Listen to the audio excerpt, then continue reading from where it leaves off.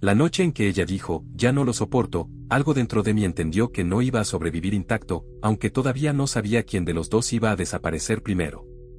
Lo dijo sin gritar, sin llorar, casi con alivio. Estábamos sentados uno frente al otro, la mesa entre nosotros parecía más grande que nunca, como si en lugar de madera hubiera un abismo. Sus manos no temblaban. Sus ojos no buscaban los míos. Fue ahí cuando entendí que no estaba pidiendo un cambio, ni una disculpa, ni una promesa. Estaba cerrando una puerta que llevaba años crujiendo. Yo asentí. No porque estuviera de acuerdo, sino porque no tenía fuerzas para sostener otra versión de mí mismo. Esa frase no cayó del cielo. Se había gestado en silencios acumulados, en discusiones inconclusas, en noches compartidas donde ninguno dormía realmente. Yo me había vuelto un hombre difícil de habitar, incluso para mí. Siempre cansado, siempre ausente, siempre defendiendo un cansancio que ni siquiera sabía explicar. Ella empezó a hablar sola en la casa, a llenar los huecos con ruido, con televisión encendida, con llamadas largas a amigas que no conocía. Yo respondía con monosílabos, con la espalda, con excusas. Creía que aguantar era amar. Creía que resistir era suficiente. Pero hay un punto en el que resistir se parece demasiado a desaparecer lentamente. Cuando dijo que no lo soportaba, yo sentí algo parecido a la vergüenza, pero más profundo. Como si alguien hubiera señalado una herida que yo fingía no ver. No me defendí. No dije, podemos arreglarlo. No pregunté, ¿qué hice mal? Solo me quedé ahí, observando cómo su voz no temblaba. Eso fue lo que más me asustó. Esa noche dormí en el sofá. No porque ella me lo pidiera, sino porque el dormitorio se había vuelto un lugar imposible. Cada objeto parecía acusarme de algo. La almohada todavía tenía su perfume, pero ya no me pertenecía. El techo parecía más bajo. El silencio era un animal que respiraba conmigo. Al amanecer tomé una decisión que no pensé demasiado. Me vestí, agarré una mochila vieja y salí sin hacer ruido. No dejé una nota. No apagué la luz del pasillo. No cerré la puerta con llave. Quería que todo quedara a medio hacer, como nosotros. Caminé sin rumbo durante horas, con la sensación de estar cometiendo un crimen que nadie iba a denunciar. Desaparecer no siempre es huir, a veces es dejar de sostener una versión que ya no puede mantenerse en pie. Los primeros días fueron extraños, casi ligeros. Nadie me pedía explicaciones. Nadie me miraba esperando algo. Dormía donde podía, comía lo justo. Me decía que era temporal, que solo necesitaba pensar. Pero pensar es peligroso cuando uno se queda solo con sus propias voces. Empezaron a aparecer recuerdos que yo había archivado mal, la primera vez que ella me miró con decepción, la discusión por cosas pequeñas que en realidad eran enormes, mi incapacidad para decir me duele sin sentirme débil. Mientras tanto, ella intentaba entender qué había pasado.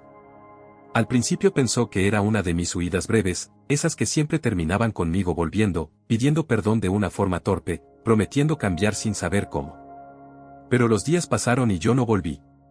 Llamó a mi teléfono hasta que la batería murió del otro lado. Revisó mis redes, mis correos, mis viejas libretas.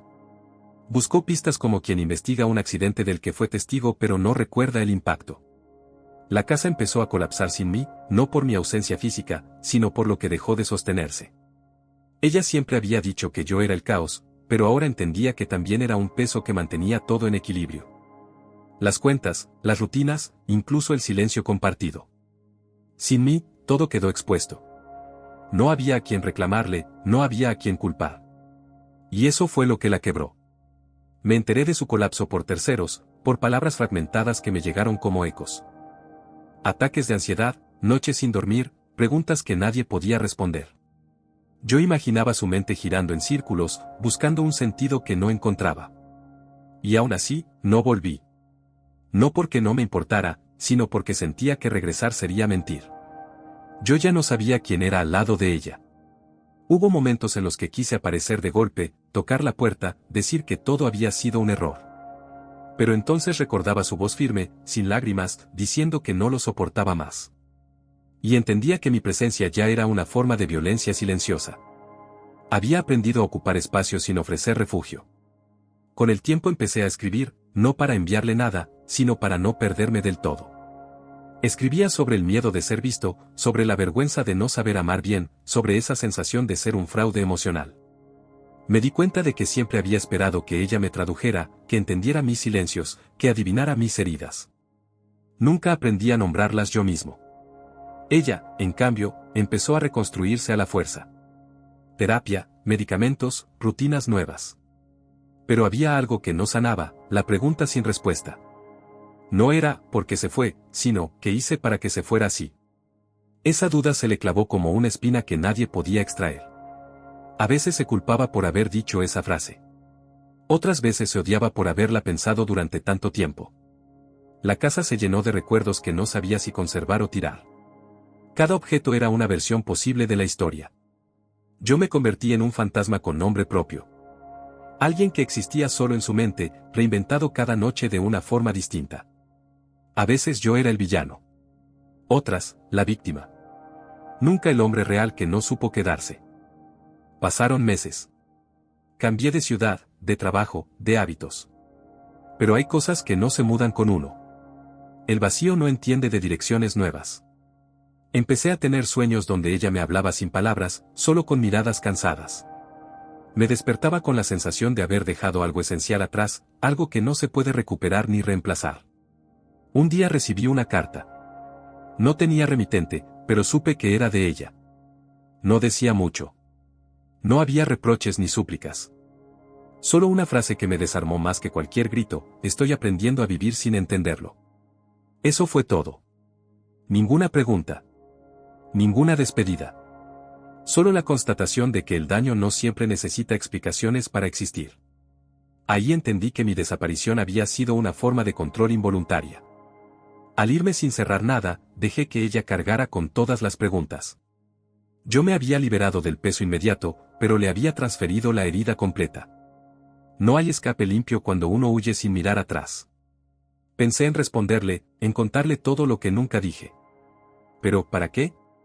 A veces la verdad llega tarde y solo sirve para reabrir cicatrices que ya están intentando cerrarse. Guardé la carta como quien guarda una confesión ajena. Era lo único que me quedaba de nosotros. Hoy sigo sin saber si hice lo correcto. Desaparecer me salvó de una versión de mí que ya no podía sostenerse, pero la dejó a ella enfrentándose a un derrumbe que no pidió. No hay ganadores en estas historias, solo sobrevivientes con marcas distintas. Ella sigue adelante, lo sé. No porque haya olvidado, sino porque entendió que esperar respuestas también puede destruirte. Yo aprendí que el silencio no siempre es prudencia, a veces es cobardía disfrazada de paz. Y que irse sin despedirse no borra el dolor, solo lo redistribuye. Si alguna vez alguien me pregunta qué pasó realmente, no sabría qué decir. Podría hablar de amor, de cansancio, de heridas antiguas. Pero la verdad incómoda es más simple y más cruel. Dos personas se quedaron demasiado tiempo sin decir lo que dolía, y cuando por fin alguien habló, ya era tarde. Ella dijo que no lo soportaba. Yo desaparecí. Y lo que quedó atrás no fue solo una casa vacía, sino una pregunta que todavía respira en algún rincón de nuestras vidas, recordándonos que hay ausencias que pesan más que cualquier presencia. Pensé que esa sería la última verdad que tendría que cargar, pero estaba equivocado. Hay frases que uno cree finales y en realidad son umbrales. Después de escribirlas, después de aceptarlas como una especie de epitafio íntimo, algo empezó a moverse dentro de mí, lento, incómodo, como una culpa que no quiere dormirse. No era arrepentimiento, al menos no en la forma simple y melodramática que la gente espera. Era otra cosa. Una sensación persistente de deuda abierta, no con ella solamente, sino conmigo mismo. Empecé a preguntarme qué significaba realmente seguir adelante cuando todo lo que había hecho era caminar en círculos con otro paisaje. Cambié de ciudad, de nombre en algunos lugares, de historia cuando alguien preguntaba demasiado. Pero mi manera de huir seguía intacta.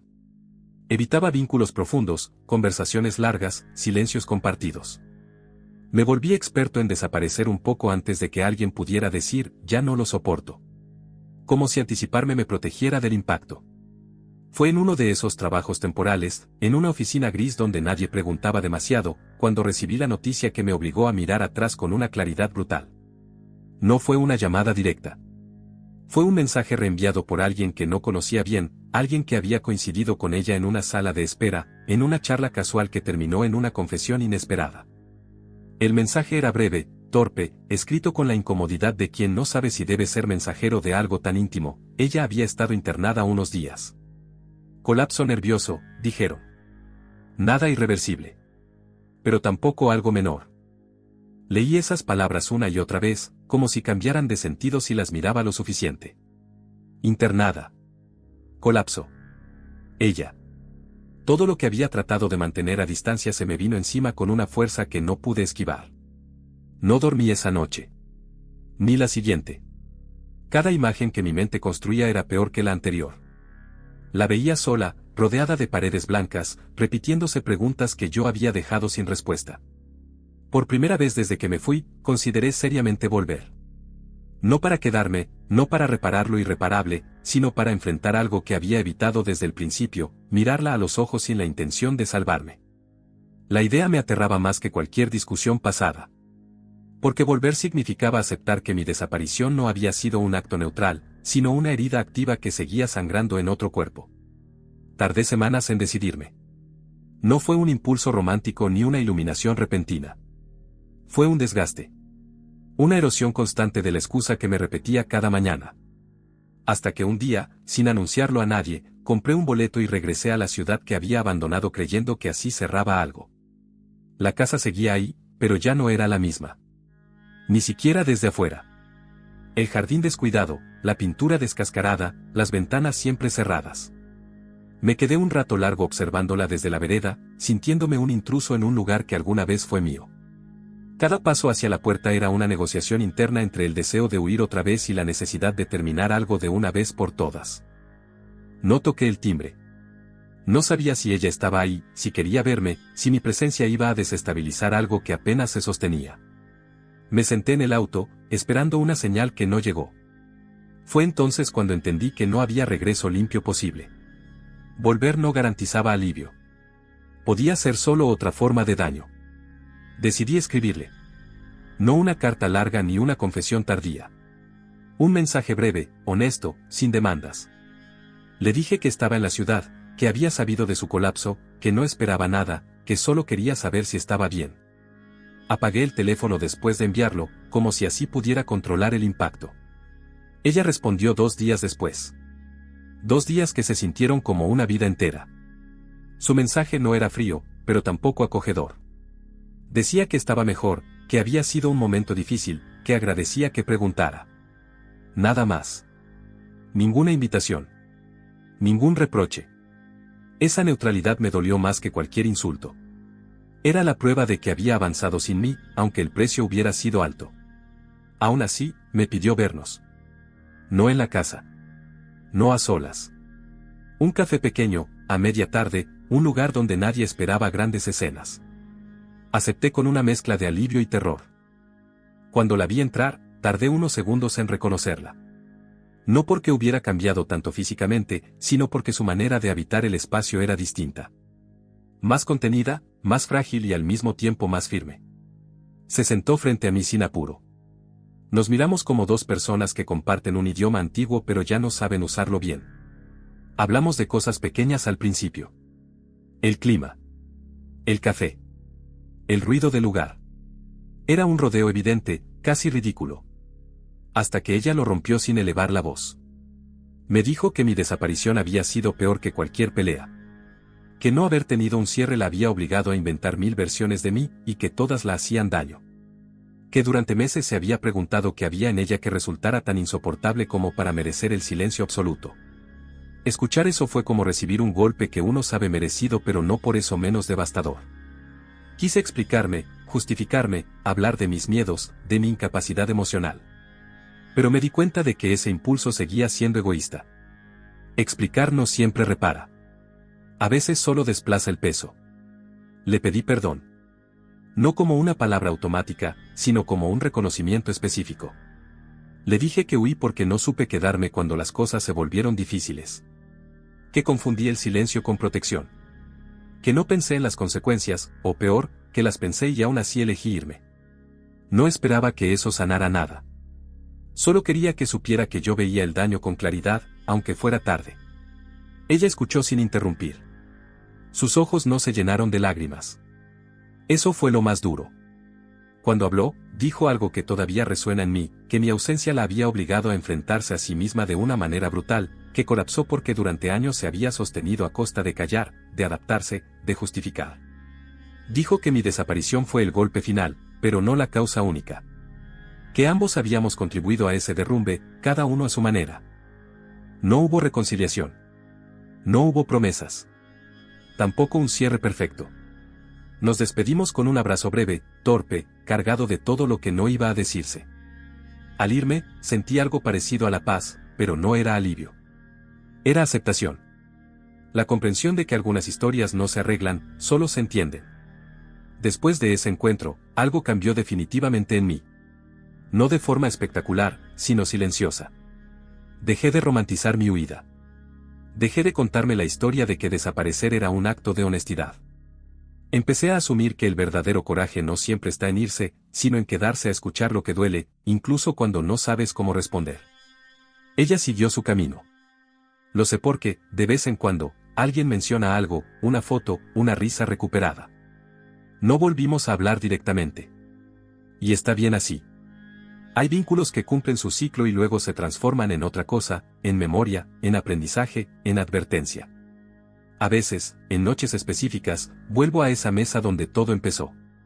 A esa frase dicha sin gritos, sin lágrimas. Ya no la escucho como una condena, sino como una verdad necesaria. Ya no lo soporto, no fue solo un límite, fue una señal de que ambos habíamos llegado al borde de algo que no supimos cuidar. Hoy puedo decir que no desaparecí del todo. Dejé de huir de mí mismo, que era la forma más profunda de desaparición. Entendí que las cicatrices no siempre vienen de la violencia explícita, sino de las ausencias prolongadas, de las palabras que nunca se dijeron, de las despedidas que no se hicieron. Si alguien escucha esta historia buscando culpables claros, no los encontrará. Solo encontrará a dos personas rotas intentando no romperse más. Y quizás, si escucha con atención, reconozca algo propio en estas grietas. Porque todos, en algún momento, hemos sido quien dice, ya no lo soporto, o quien decide desaparecer creyendo que así duele menos. La diferencia está en lo que hacemos después, cuando el silencio se instala y nos obliga a mirarnos sin excusas. Yo tardé demasiado en hacerlo. Ella pagó un precio alto por eso. Y esa es la verdad incómoda que cargo ahora, no como castigo, sino como recordatorio permanente de que amar también es saber quedarse cuando todo dentro de uno quiere huir.